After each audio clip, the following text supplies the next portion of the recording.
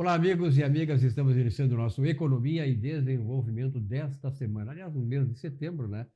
Já dizia uma certa personagem deste país, né? Que não é lá muito recomendável, mas ele dizia uma coisa que nós temos que estar com os olhos abertos. Em setembro vai entrar o grosso. E parece que a coisa começa a entrar. Carlos Biederman, obrigado pela tua presença aqui no Eu que nosso agradeço, programa. Silvio. Muito obrigado pelo convite. É sempre um prazer bater um papo contigo aqui. Quando setembro vier, e chegou, né, o Biederman? Nós temos aí uma série de assuntos, mas vamos começar um pouquinho sobre o julgamento, essa pantomima aí, né, do julgamento da Suprema Corte, em relação a um camarada que não fez nada, absolutamente nada, que pudesse ser motivo de um julgamento desta natureza. Como é que está achando?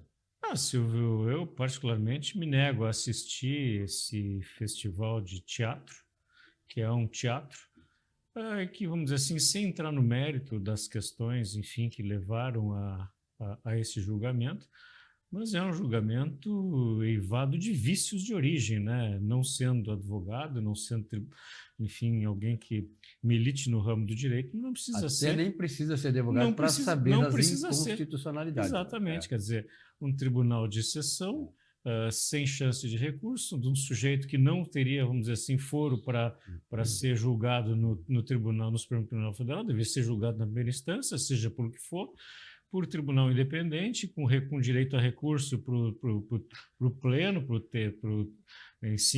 enfim, chegando até o Supremo, fosse o caso, terceira ou quarta instância, como qualquer brasileiro. Mas não, foi direto para o Supremo, e aí num julgamento por pessoas absolutamente sem a independência que se requer de um juiz. Isso é uma questão básica, né? A questão de ter independência para não ter conflito de interesse, e todos eles estão conflitados, com exceção do Fux, pelas relações anteriores, de serem, vamos dizer, ou vítimas de falsas ou pretensas agressões ou ameaças, ou, enfim, ter advogado para adversários do presidente Bolsonaro. Então, é um tribunal de exceção constituído absolutamente fora da lei por pessoas que não têm a mínima condição legal, ética e moral para julgar o presidente. Então, fica muito difícil, né? Qualquer tipo de análise que possa se fazer sobre o processo, se tem consistência, não tem consistência. Eu, particularmente, como atento a essas questões, acho que a ameaça ou a tentativa ou a discussão interna sobre um eventual golpe não constitui crime, né? O crime seria se tivesse acontecido e houvesse uma efetiva tentativa, o que não aconteceu.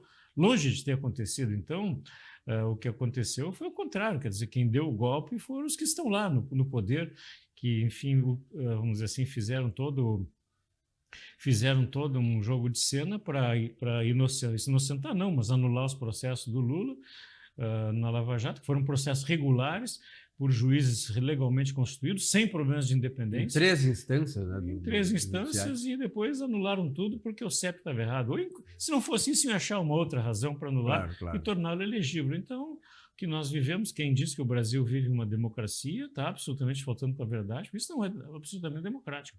E eu fico, Silvio, pasmo, e ainda tenho essa, vamos dizer, não sei se capacidade, não sei se essa palavra é correta. Um poder de indignação também, um poder que eu não deveria mais ter com a imprensa brasileira, que analisa só um lado da questão. Isso que a gente está falando aqui não é analisado, não é dito na grande imprensa nacional, fora uma menção aqui ou ali, mas o pessoal não analisa, fazem o julgamento, já julgaram, a imprensa também já julgou os casos e os fatos, pelo que recebeu da denúncia absolutamente maluca lá do Procurador-Geral da República. Então, isso é um jogo de cena que vai levar a consequências, e aí, analisando o que é mais grave disso tudo, é que pode não, acho que vai aumentar a cisânia, vamos dizer assim, da sociedade brasileira, levando a uma exaltação ainda maior daquelas pessoas que, enfim, que têm convicções e que acreditam na Constituição brasileira, na democracia, na justiça, que infelizmente não temos mais justiça, pelo menos nesse órgão do Supremo Tribunal Federal. Então, a indignação popular da sociedade vai ser muito grande, que vai se manifestar com certeza nas urnas, mas pode se manifestar de uma forma mais violenta e agressiva antes. Não é da prática da direita brasileira ter nenhum tipo de agressividade, mas eu acho que vai aumentar sim o poder de indignação e o poder de, vamos dizer assim, de aglutinação e motivação para ir para as ruas e se manifestar mais uma vez contra. Nós temos absolutamente, sobejamente elementos para que seja procedido, vamos dizer assim, o impeachment do ministro Moraes e de outros, né? Uhum. Então, e as coisas não acontecem porque o poder está na mão de uma ou duas pessoas que não deixam que a democracia seja exercida no Brasil, infelizmente. Na verdade, essa tragédia, que é uma tragédia nacional, ela está cheia de excrescências jurídicas e se torna também, naturalmente, um disparate político. E aí que eu entro nessa questão, Biderman, porque nós vamos ter uma reação interna, que não se sabe as proporções, nem a intensidade, não que tipo de coisa pode acontecer. Mas eu imagino realmente que o poder de indignação das pessoas, que foi despertado pelo Bolsonaro, né? Patriotismo, as coisas corretas sendo feitas, esse poder vai se manifestar. Agora, eu te pergunto o seguinte: nós temos também o cenário externo, né? Nós sabemos que nós aqui internamente temos pouca força, nós ainda somos muito frágeis e do ponto de vista não da população, mas das instituições que deveriam se manifestar se tivesse exercendo seu papel princípio de independência e, sobretudo, de defesa da Constituição. Isso não acontece. A questão do Trump. O Donald Trump, nós sabemos a indignação que ele está possuído, e há um fervor não só nos Estados Unidos, mas também agora na Europa, em relação ao que está acontecendo. Como é que tu imagina que possa esse dado da condenação, que acho que vai acontecer do Bolsonaro, vai provocar no mercado internacional? A questão, Silvio, essa semana ainda eu vi o ministro Paulo Guedes, que esteve aqui em Porto Alegre, uma posição muito clara sobre esse tema, né? É muito difícil fazer uma previsão de como as coisas vão se desenrolar daqui para frente, mas a posição do governo americano em relação ao Brasil tem pouco ou nada a ver com Bolsonaro, apesar dele mencionar isso nas manifestações dele e na própria manifestação do próprio governo americano. Mas a questão toda é em relação à posição política do Brasil, que vem sendo, vamos dizer assim, que vem colocando em xeque as relações da sociedade americana, se encanelada toda hora, e quer resolver isso com uma jabuticaba, o que é absolutamente ridículo, né? Então, eu te bato, e depois, quando eu sofro algum tipo de reação, quero te dar uma jabuticaba. Isso é piada, né, cara? Então, eu acho que a reação da sociedade americana, que eu acho justa, talvez não na dimensão, jamais gostaria que os produtos brasileiros fossem taxados, não é isso, mas a reação da sociedade americana fazendo uma ação que não é uma retaliação, uma ação política em relação à proibição de determinados vistos, a lei Magnitsky, tudo isso é absolutamente legítimo e, vamos dizer assim, necessário, na minha opinião. E não tem nada a ver com a soberania brasileira. Eles fazem uma confusão desse assunto com a soberania brasileira, não tem nada a ver com isso. Quer dizer, os americanos, vamos dizer assim, dentro do seu regramento, dentro do seu poder de determinação das coisas dentro dos Estados Unidos, estabelecendo restrições para cidadãos brasileiros. O que muitas vezes até o próprio ministro Moraes fez foi estabelecer restrições em relação a empresas e indivíduos americanos lá nos Estados Unidos. Então, poxa vida, quem tentou quebrar a soberania foi o Brasil. Se alguém agrediu uma soberania, foi nós Brasil, a eles. Foi o Brasil, a eles. E o que o presidente Lula fez, vamos dizer assim, visitando a Cristina Kirchner, com o Museu Liberdade Já, você lê como é que era o cartaz dela, fazendo, vamos dizer assim, uma Cristina Líver. Uma operação de resgate de uma corrupta condenada no Peru, trazendo para o Brasil uma operação de isso é ataque à soberania. Então, quem ataca a soberania dos outros países é o Brasil. Então, não houve absolutamente nenhum ataque à soberania brasileira. O direito legítimo de impedir que pessoas, vamos dizer assim, que cometem crimes, sob o ponto de vista dos americanos, impedir que essas pessoas tenham acesso a produtos, empresas americanas, que essas pessoas sejam proibidas nos Estados Unidos, o que é absolutamente razoável. Por que eu vou aceitar na minha casa alguém que me agride, alguém que me ofende? Então, essa revisão de vistos, eu acho extremamente saudável que pessoas que, enfim, que apoiam Hamas, que apoiam sociedades não livres, como, enfim, como tantas no mundo aí, que essas pessoas sejam realmente proibidas de estar nos Estados Unidos. Por que eu vou admitir na minha casa pessoas que me agridem o tempo todo e que querem, enfim, me atacar? Não tenho essa obrigação. E essa é uma liberalidade deles, e eles têm que exercer essa liberalidade, e eu sou absolutamente favorável a que se estabeleçam restrições para pessoas que não são bem-vindas, que não sejam aceitas. Perfeito. Nós estamos agora no mês de setembro, né? Temos aí agora as comemorações de 7 de setembro e tal, né?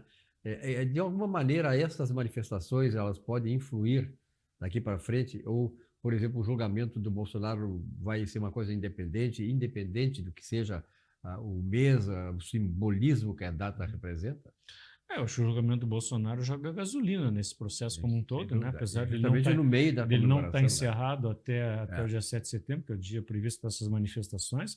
Agora, a gasolina está sendo jogada gasolina num fogo que eventualmente pode ter, vamos dizer assim, minguado um pouco ou não, mas ele é um estopim importante para recrudescimento dessas manifestações.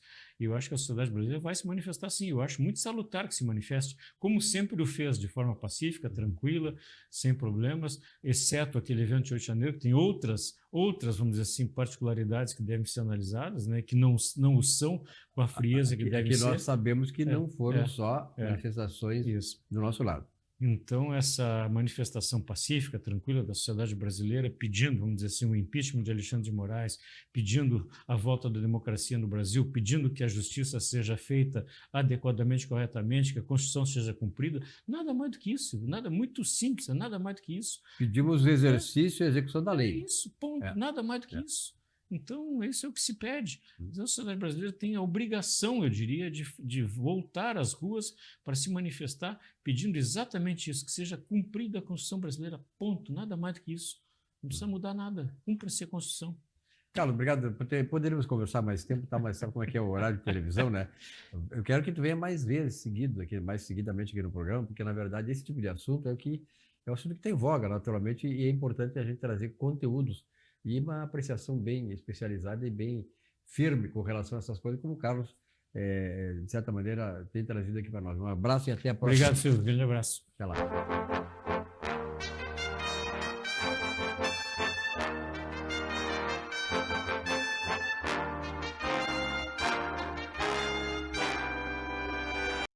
Muito bem, amigos, estamos aqui com o Wesley Lacerda. Aliás, o Wesley esteve afastado uns dias aí. Aqui, proximamente, ele tem participado do programa porque deixou algumas gravações prontas. Mas ele foi, sabe para onde? Olha, era o meu sonho conhecer a Grécia, história toda, né? A Grécia é uma coisa que comove muita gente. Eu li muito sobre a Grécia, quer dizer, quem é que não lê, quem é que é historiador como eu, que é história do pensamento econômico, e não tem a Grécia como um ponto de referência, né? Um ponto ali começou a eclodir uma humanidade evoluída, a cultura hoje que, de certa maneira, predominou e fez o Ocidente o que era o Ocidente, hoje já não é tanto assim, né? Aliás, nessa conversa nós vamos desvendar alguma coisa que está acontecendo na Europa. Mas, Wesley, obrigado pela tua presença aqui. Obrigado, Silvio. Bom retorno, né, junto de nós. Obrigado, saudade da nossa terra, querido. Né? E aí, como é que o pessoal... Eu falei aqui no programa que tu tinhas ido para a Grécia, e o pessoal, alguns disseram, claro que nós vamos fazer um programa com ele, para ele contar. Começa a contar. O que mais te chamou a atenção? Eu queria trazer um aspecto, Silvio, né? E a gente um pouco subestima a importância disso e até te acostuma com um nível inferior. Mas quando tu vive uma experiência de alto nível, tem a evidência do quanto a gente pode evoluir. Então eu tive uma oportunidade muito bacana, né, de conhecer diversas ilhas gregas. Passei aí uma semana viajando no Mar Egeu e nas Ciclades, nas ilhas gregas, e conheci várias ilhas. E uma coisa me chamou muito a atenção, senhor. Muita atenção. E a ponto de me surpreender por não estar acostumado. Eu me considero uma pessoa sensível, inteligente, né? E vivo um padrão de vida muito bacana no Brasil. Tem uma boa percepção da realidade. Tem uma boa percepção das coisas no Brasil, né? E quando eu estive agora na Grécia, cara, eu entendi que o Brasil ainda tem muito para aprender no que diz respeito à atitude ao serviço.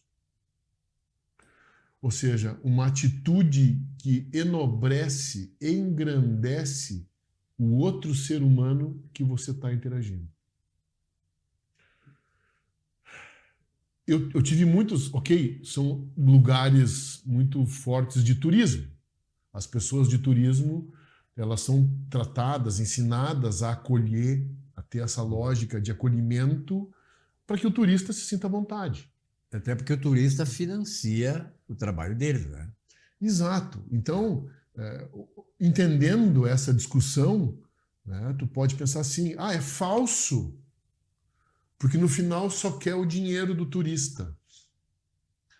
Só que eu vivi experiências muito bacanas, dignificantes, que eu repetiria, que não eram baratas, mas elas, de uma certa maneira, me fizeram sentir nobre, reconhecido, como um ser humano de valor.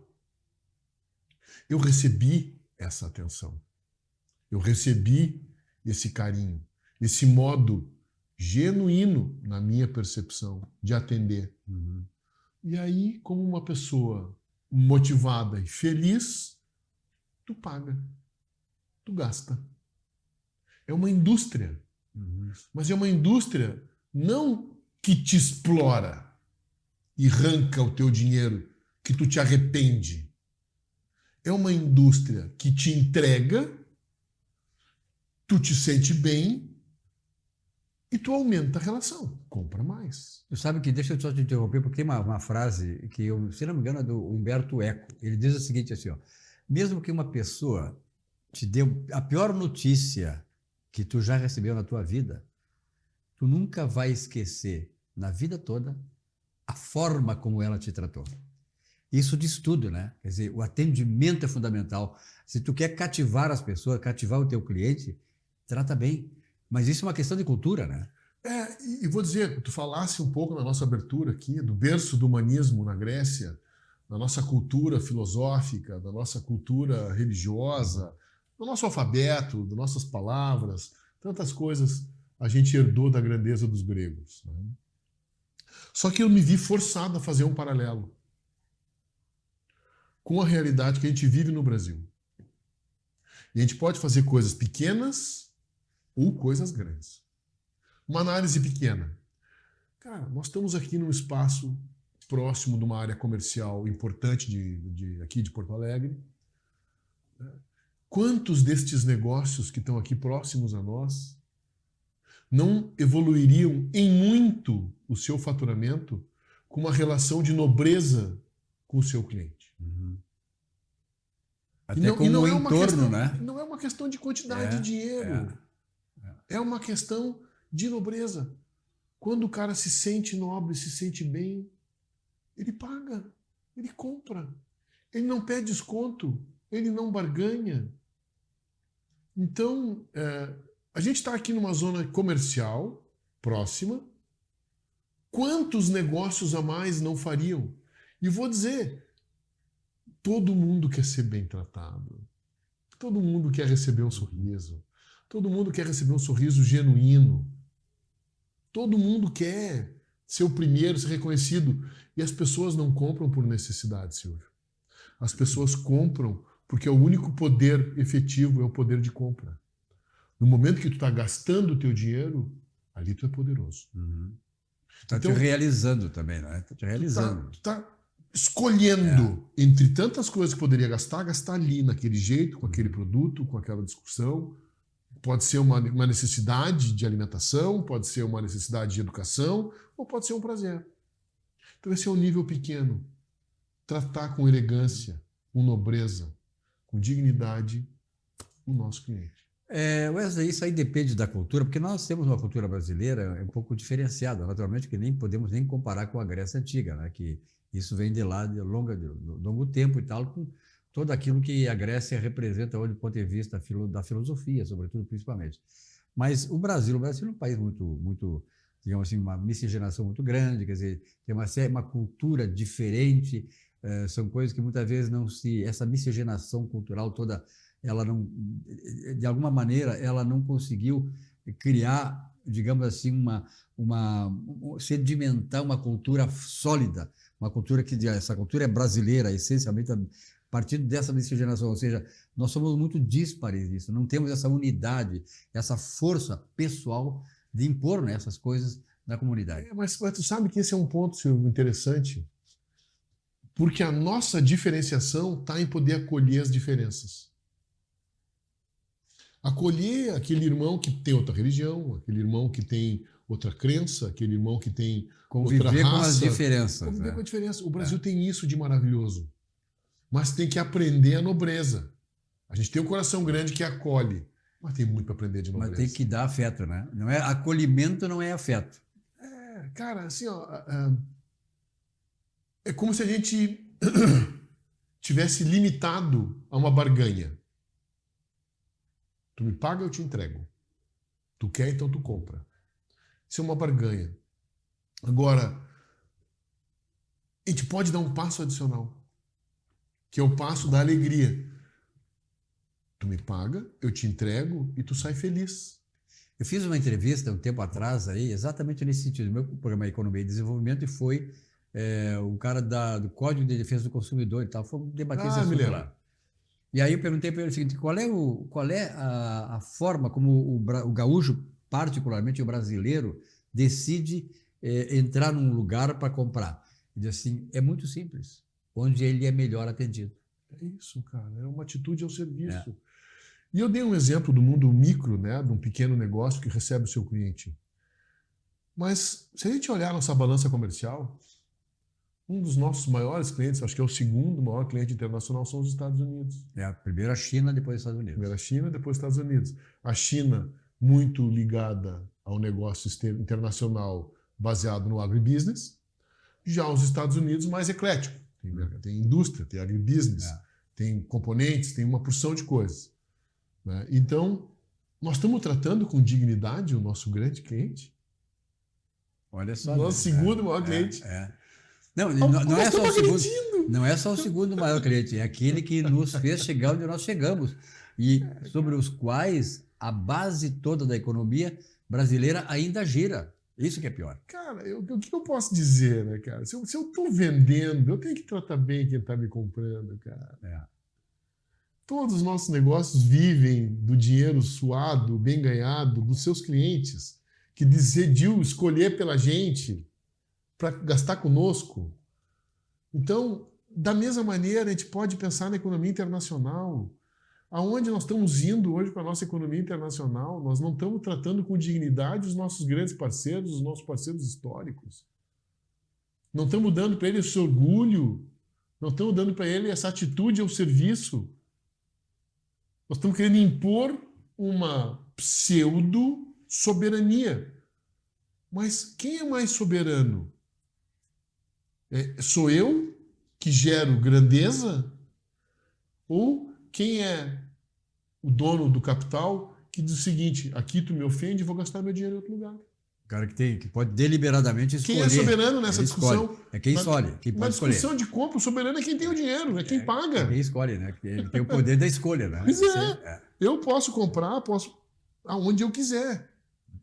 Esse é o poder do comprador. Mas nesse caso que tu está falando aí, Wesley, me parece o seguinte, trazendo para cá, para o Brasil de hoje, me parece uma forma, né, de desvalorizar o país, de não dar a atenção devida ao país, porque nós estamos num momento, exatamente a China, nosso principal comprador, tudo bem, nada contra a China, só que os americanos, eles têm não só os laços com o brasileiro de mais de 200 anos, mas a tecnologia, principalmente, a base nossa é americana.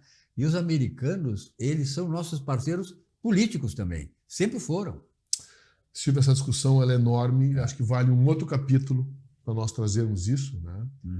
Porque quando teve o primeiro Fórum Social Mundial em Porto Alegre, eu era presidente da ACESPRO-RS, Associação das Empresas de Tecnologia do Rio Grande do Sul. Eu estive lá. Né? E eu fiz estava no auge da discussão das ferramentas de código aberto, como é que se chamava isso? De código livre, não. Tinha uma expressão específica que dizia isso. Né? As ferramentas que era tipo assim, abaixo os grandes impérios da tecnologia, Microsoft, Oracle, na época não tinha ainda Meta, Facebook, essas empresas, né? E software livre.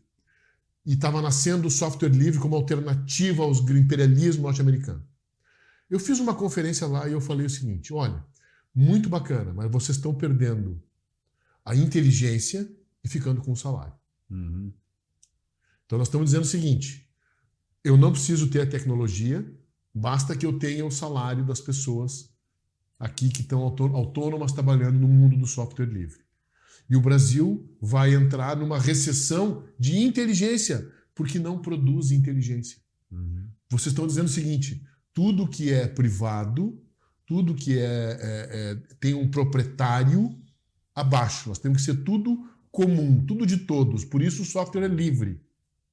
O que levou essa continuidade no Brasil de hoje?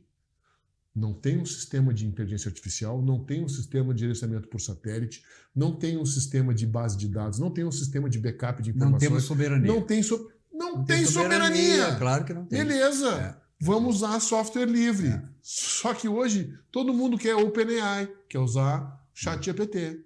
Todo mundo quer usar o Gemini. Cadê a inteligência artificial brasileira que o nosso mundo do software livre produziu? É uma coisa muito botocuda, né? Bom, nós temos vários assuntos para tratar com o Wesley aqui, né? Eu tenho que me cuidar. Tu me tira do sério com tantos Mas assuntos. então aí. vou fazer o seguinte, vamos no próximo programa dar uma sequência com o Wesley e falar com ele sobre tudo o seguinte. Ele esteve também, além da Grécia e outros lugares, mas na Espanha. E lá ele teve uma experiência interessante que eu, quando fiquei sabendo aqui com ele, digo assim, puxa vida, né? É assim que está a Europa. A Europa está em decadência também por isso. Muito obrigado por hoje, Wesley. Meu querido, Semana que vem, obrigado. A gente fala, tem muita coisa para contar de história com aqui. certeza, vai ter o ano todo aí, né? Um ano todo. Um abraço. Um abraço.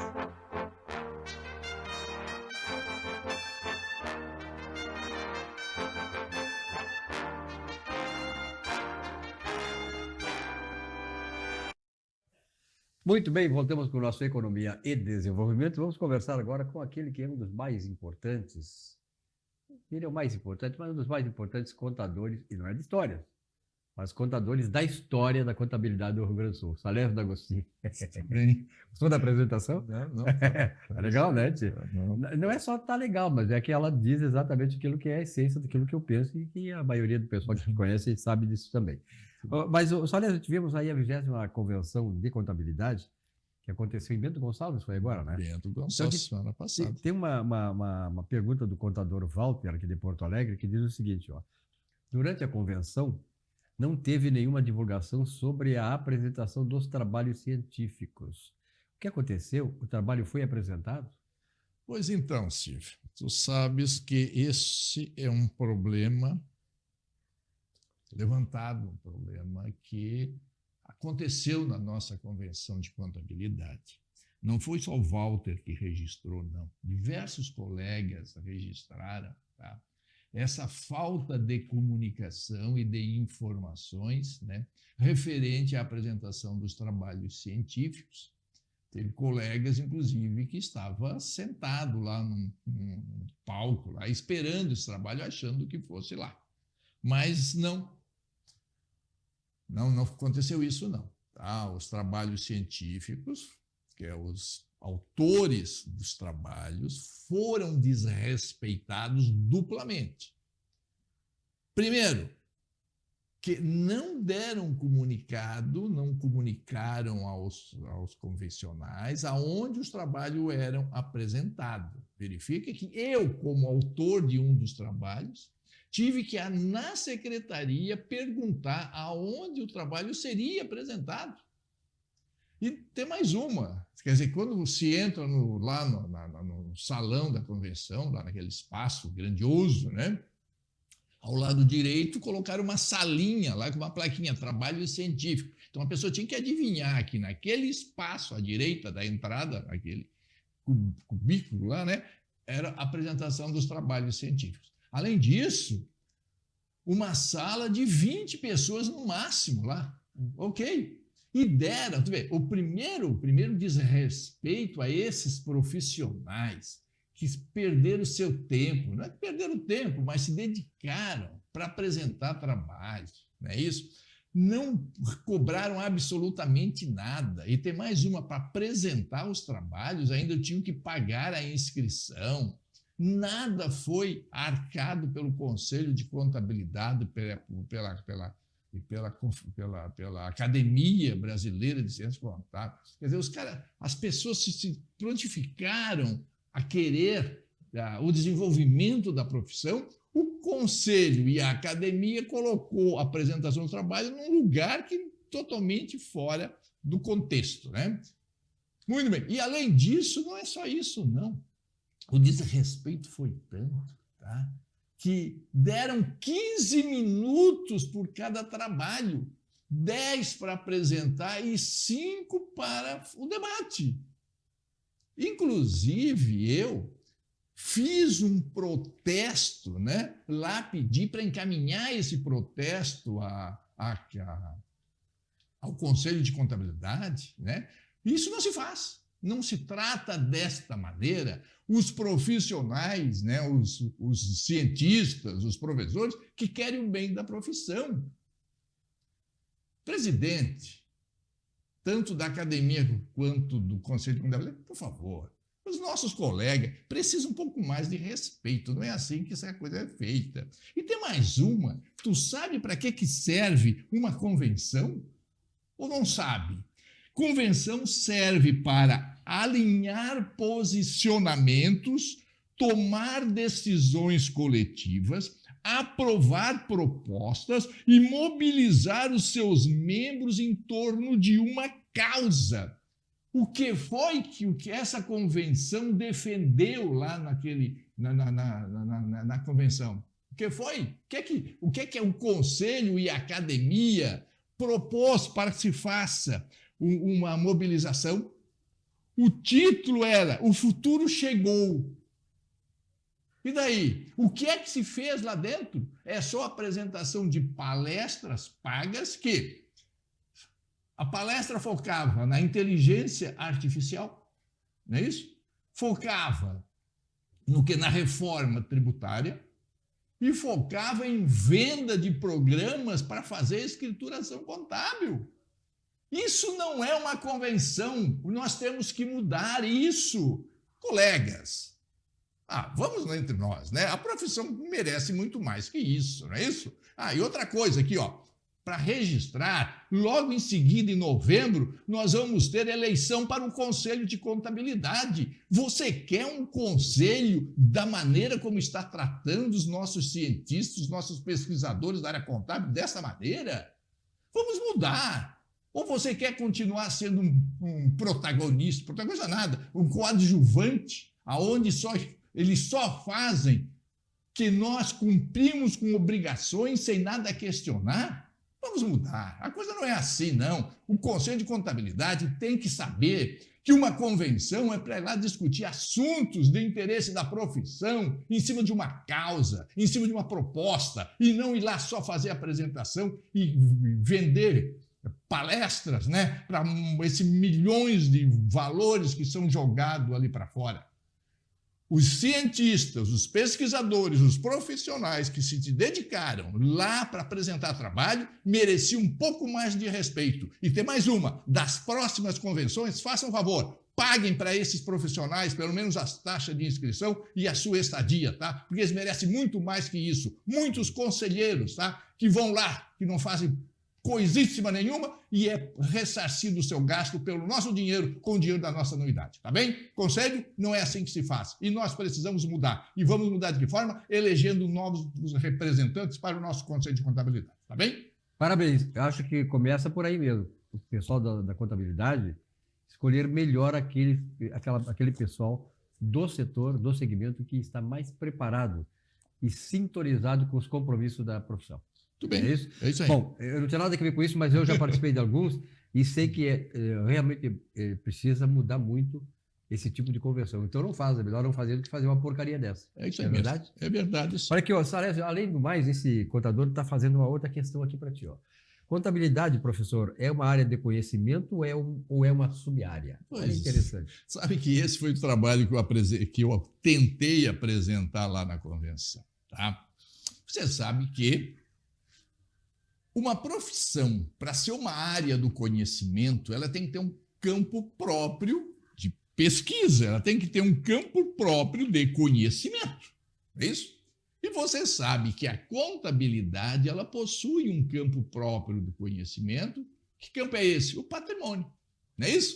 É o patrimônio monetário dos agentes econômicos e sociais.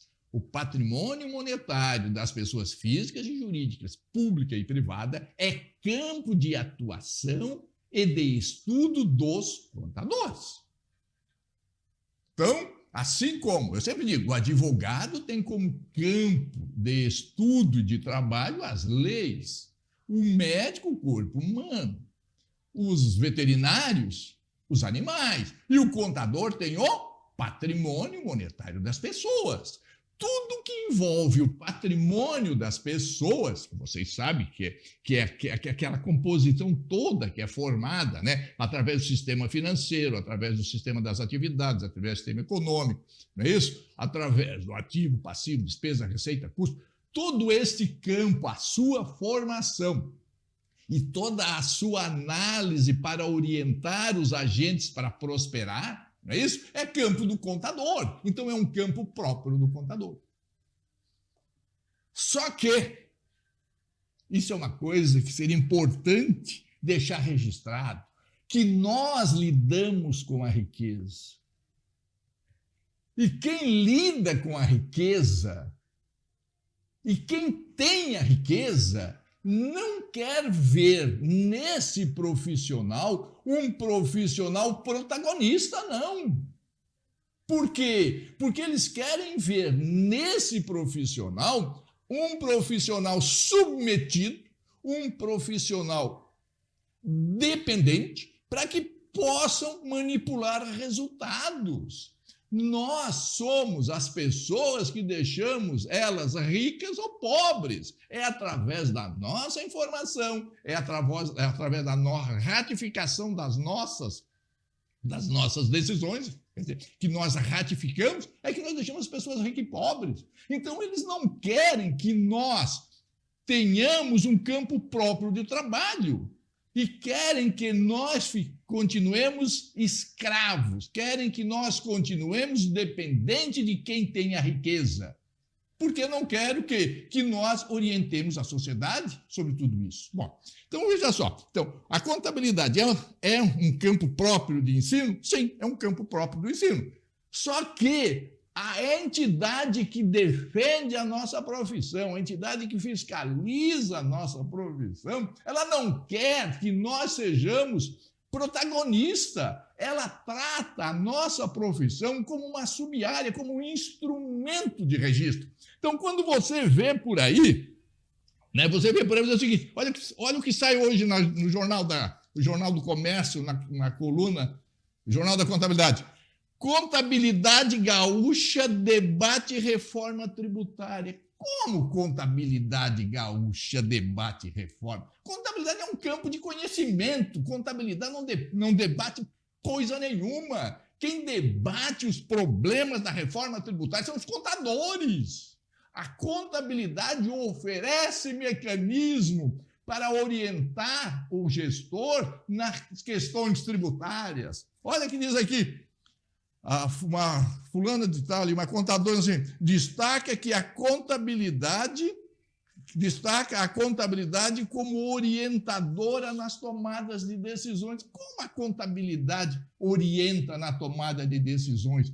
O que orienta na tomada de decisões não é a contabilidade, são as informações contábeis. Então, nós temos que começar a aprender a nos manifestar perante a sociedade. A sociedade tem que saber que contabilidade é campo de estudo, é campo de trabalho, não é uma função, não é um procedimento, não é um instrumento. E o Conselho de Contabilidade, como órgão de fiscalização, está na hora de começar a fiscalizar o uso correto dos nossos termos, porque nós precisamos valorizar não só a profissão, mas valorizar a riqueza que pertence à sociedade, tá bem? É isso aí. Contabilidade, sim, é um campo de estudo, é um campo próprio e ela precisa ser defendida e respeitada. Professor, olha aqui, ó, o senhor está falando isso aí, o Fernando também, que é contador, a dizer assim, ó, parabéns ao professor Salésio, ele quer saber só o seguinte, professor, quando é que é a eleição do conselho e como é que nós podemos nos organizar para mudar esse estado de coisas? Um abraço, Fernando. Obrigado pela pergunta. Muito bem, é isso aí mesmo. Nós temos que sim que nos organizar. Agora, em novembro, vai ter eleição para o Conselho de Contabilidade. E vocês, meus amigos, não podem simplesmente votar por ser amigos. Os amigos simplesmente vão ser os bonzinhos, não vão ter palavras mansas, vão conversar direitinho, ok? Não vão ser o que sanguíneo, não vão bater na mesa. Eles são aquelas pessoas que vão bater nas costas de você, porque esse o que é? Esse é aquela pessoa que quer continuar num comando e fazendo da nossa profissão o que hoje ela é. Então nós não podemos votar nos nossos amigos. Temos que votar em quem realmente quer o bem da profissão. Em novembro, vamos votar para mudar a nossa profissão. Professor, muito obrigado, parabéns. E eu gosto muito do Salésio porque, além de tudo, além de conhecer, ele é um camarada muito preocupado. Salésio é um elogio que te faço, mas de coração, né? Um cara que há muito tempo eu conheço, ele é preocupado com os destinos da profissão contábil. E isso é importante, quer dizer, esta é a visão que é necessária para o segmento da área da contabilidade, dos contadores, naturalmente, que tem essa importância fundamental para a sociedade. Um grande abraço e até a próxima. Um grande abraço, até a próxima, e continue mandando as perguntas que, na medida do possível, estamos aqui para respondê-las.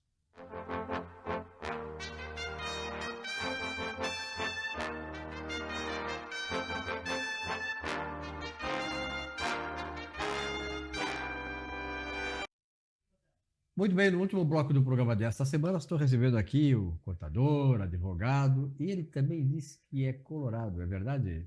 Giovanni D'Agostino.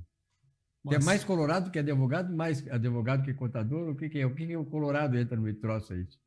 Eu acho que eu sou mais colorado do que as duas profissões. Era colorado antes de fazer a faculdade. Né? Nasci colorado. Teu pai te desencaminhou. Salésio, eu vou te contar uma coisa. Uma das coisas, aliás, uma das coisas ruins que o Salésio fez na vida, alguma coisa tem que fazer, né? Te desencaminhou para o Colorado. Ah, controvérsia. Tá certo. Bom, Giovanni, fora as brincadeiras, e é muito bom conversar, que eu sempre digo assim, ó, o meu programa, esse programa que não é meu, mas é um programa que já tem 25 anos, ele está hoje no ar, ele é consolidado graças à família D'Agostino. Eu tenho a certeza disso, porque temos aí uma parceria, 20 anos mais ou menos, né, Giovanni? Giovanni, o programa de regularização de débito do município de Porto Alegre, que saiu agora há pouco, tem muitas coisas que ainda não estão bem claras. Vamos dar uma repassada nisso? Então, esse programa no município de Porto Alegre, né, veio a calhar. Muitas empresas ainda estão com dificuldades para colocar em dia os impostos do município de Porto Alegre, né? Também muito em face das enchentes, né? Nós tivemos há pouco tempo, né, um evento climático muito traumático, né? E muitas empresas quebraram, né? Tiveram que optar daqui a pouco por não honrar os débitos fiscais, né? Porque tinham outras prioridades. Então foi editada recentemente a Lei Complementar do Município número 1047, e essa lei foi regulamentada através do Decreto Municipal número 23.417. O que traz essa legislação? Traz uma espécie de refis no âmbito do município de Porto Alegre, né? E é um refis super atraente, né? Ele é apelidado de Recupera Porto Alegre 2025, e o prazo de adesão iniciou no dia 1º de setembro, né, recentemente, e vai até o dia 31 de outubro de 2025. Então, aquele empresário, aquele contribuinte que possui débitos em Porto Alegre, né, tem um link, pode entrar no link do Google, né, Recupera POA 25, que já vai, em princípio, já vai migrar ali para a entrada no programa, certo? No site da Prefeitura de Porto Alegre, né? Gostaria de trazer para os telespectadores os descontos. Existe um escalonamento dos descontos, das multas e dos juros, né? Então, para quem paga à vista o débito, terá ali um desconto de 90% das multas e dos juros, né, desse débito. Para quem parcelar entre 2 e 6 vezes, o desconto das multas e juros chega a 85%. Para quem parcelar entre 7 e 12 vezes, os descontos ficam em 80%. E para quem parcelar entre 30 e 60 vezes, não é? O desconto das multas e dos juros chegam a 40%. Perfeito? Então é uma possibilidade importante. Quais são os tributos municipais que são passíveis de pagamento à vista ou de parcelamento através do programa Recupera Porto Alegre? É o IPTU, o ISSQN, o Imposto sobre Serviço, o ITBI, que é o Imposto de Transmissão sobre Bens Imóveis, a taxa de coleta de lixo, a taxa de fiscalização de localização e funcionamento, cuja sigla é TFLF, né? O Imposto sobre Vendas a Varejo de Combustíveis Líquidos e Gasosos, IVV, né? E também tem ali créditos de natureza não tributária que estejam eventualmente inscritos na dívida ativa do município de Porto Alegre. Então era esse o recado que eu gostaria de dar para os telespectadores dessa importante possibilidade de fazer aí o parcelamento ou liquidação de débitos municipais, não é? Com descontos, né? Com atraentes descontos e também, eventualmente, se o contribuinte já tenha débitos parcelados, é importante fazer esse destaque, já tenha débitos parcelados, aí nesse caso é possível migrar o saldo para esse... Que é mais, se for mais benéfico, o cara escolhe, né? O que é mais benéfico, ele pode migrar. Normalmente será mais benéfico migrar, né? Se o parcelamento for o parcelamento comum, né? O ordinário, né? Normalmente vale a pena migrar, porque aí tu deduz o valor líquido do débito tendo em vista os descontos, né? Claro, das multas e dos juros. Perfeito? Exceto se porventura o parcelamento que a empresa ou a pessoa física esteja aderido a ele, né, já seja proveniente de um outro parcelamento especial. Aí é importante verificar qual das modalidades é a melhor, porque daqui a pouco tu migra, né? Se tu já está vindo de um parcelamento especial. Se migrar para esse, é possível que tu daqui a pouco aumente, né, o valor do débito em face dessa migração, mas normalmente é para melhorar a situação financeira do contribuinte. E também fazer com que haja, por exemplo, uma injeção de recursos nos cofres do município. Eu acho que é uma via de mão dupla, né? Mão dupla, Então fique atento ao prazo, né? Até 31 de outubro de 2025, né? Para fazer a adesão, exceto com relação ao ITBI vinculado às operações de realização de capital, fusão, incorporação, cisão ou extinção de pessoa jurídica. Somente nesses casos do ITBI vinculado a essas operações, o prazo fatal para solicitação da guia, né, da entrada, é até 24 de outubro de 2025 e não 31 de outubro de 2025. Giovanni, me diz uma coisa, naturalmente que nós temos ciclos econômicos, né, que acabam de mais prosperidade, menos prosperidade, e nesses ciclos as pessoas, muitas vezes, diminuem o número de endividados, que sempre tem, sejam pessoas físicas ou jurídicas, mas esse programa, pelo que tu acompanha, no tempo que tu acompanha isso, é o maior programa de regularização de débitos da prefeitura ou não? Mais amplo, mais impactante? Para falar a verdade, periodicamente a prefeitura vem instituindo programas de regularização de débitos, né? Periodicamente isso acontece. Foi instituído se não falha a memória, no ano passado também, né? Em outros anos também houve a instituição. Isso tem ocorrido com uma certa periodicidade. E, na verdade, isso é importante que tu fala, né, Giovanni, porque não só se viabiliza do ponto de vista financeiro o município, que vai receber recursos que não estava recebendo, como propicia o empresário de voltar a atuar no mercado mais tranquilidade, né? Aliviando o peso do débito que ele tem. É muito importante o empresário estar numa situação de regularidade perante o erário público. Claro. É muito importante obter a certidões. Até para fazer operações de crédito, investimentos e tal, isso é importante, né? Muitas vezes precisa de um financiamento que tenha ali juros subsidiados pelo governo, né? Não é incomum que a instituição financeira peça certidões. Exija certidões, exatamente. Isso é importante, né? Bom, tem uma outra questão aí, Giovanni, vou explorar um pouquinho mais, que é o seguinte, a tributação dos lucros. Como é que está o planejamento da tributação de lucros? Então, foi encaminhado recentemente para o Congresso Nacional o projeto de lei número 1087. Esse projeto de lei já foi aprovado por uma das casas, está indo para o Senado. Provavelmente ele será aprovado aí nos próximos dias ou nas próximas semanas. Vem sendo divulgado com exaustão, até pelas mídias sociais, não é? No que toca à questão da alteração do imposto de renda das pessoas físicas, para ter ali uma isenção para quem ganha até R$5.000. Né? Então, esse projeto, o que vem mais sendo divulgado é o bônus do projeto, né? Que é de suma importância que se atualize efetivamente a tabela de incidência do imposto de renda das pessoas físicas. Né? Acho, inclusive, que isso não está contido nesse projeto, que haja um gatilho automático. Um gatilho automático para que, anualmente, seja editado um decreto para atualizar, tendo por base o índice da inflação, esses R$5.000. Né? Porque, da forma que a nossa economia brasileira vem andando, eu não duvido que haja ali uma inflação, uma hiperinflação ali na frente.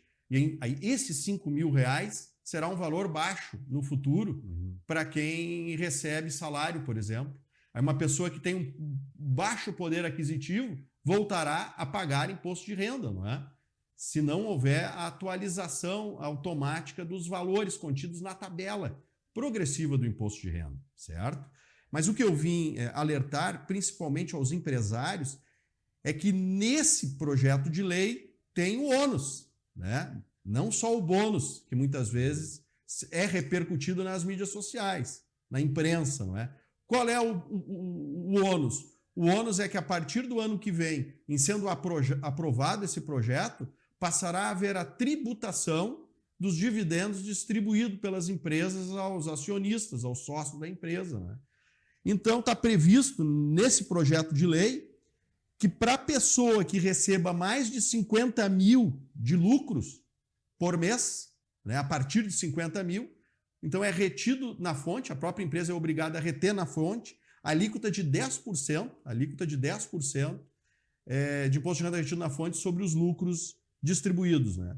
E aí, no ano seguinte, na época do ajuste anual, então, em princípio, lá em 2027, essa pessoa vai somar todos os rendimentos isentos, inclusive os lucros distribuídos, né, que deixarão a não ser mais isentos, mas passarão a ser considerados por uma soma. Então, a pessoa vai somar os lucros isentos, esses rendimentos de aplicação financeira isentos, né? Daqui a pouco algum ganho de capital, uma parcela de isenção, enfim, não é?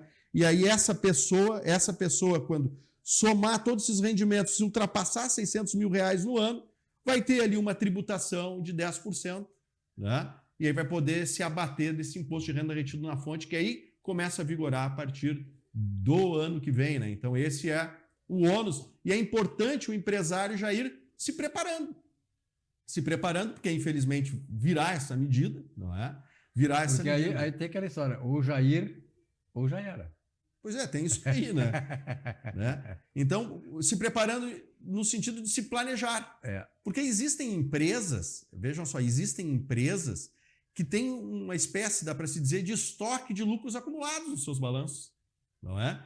Então, se essa empresa fizer uma ata de reunião fazendo a provisão da distribuição desses lucros ainda no ano de 2025, será que não escapa da tributação? Não é? É uma questão, né? Então é importante as empresas se planejarem, perfeito?